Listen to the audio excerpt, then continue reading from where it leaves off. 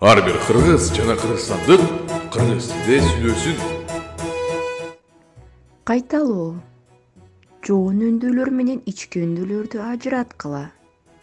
Жоон үндүүлөр А, О, У, И. Ички үндүүлөр Ö, Ü, I, E. Кыргыз тилинде К, Г тыбыштары жоон үндүүлөр менен келгенде жоон болуп айтылат. Мисалы, кагаз, кар, карагай, карышкыр. К, Г тыбыштары ички үндүүлөр менен келгенде ички айтылат. Мисалы, китеп, килем, киреше, күмүш.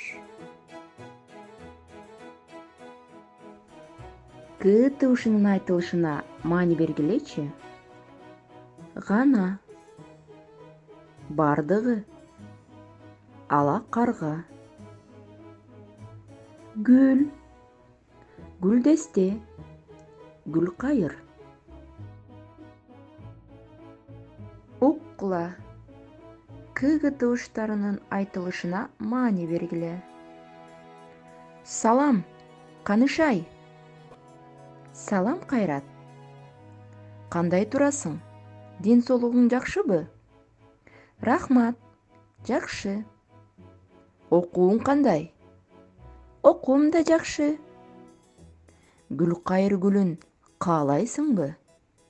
Ооба, мага гүл кайыр гана жагат. Гүлүң үчүн рахмат. А сен гүл кайырдан да сулуусуң. Эмки саакта жолугушабыз.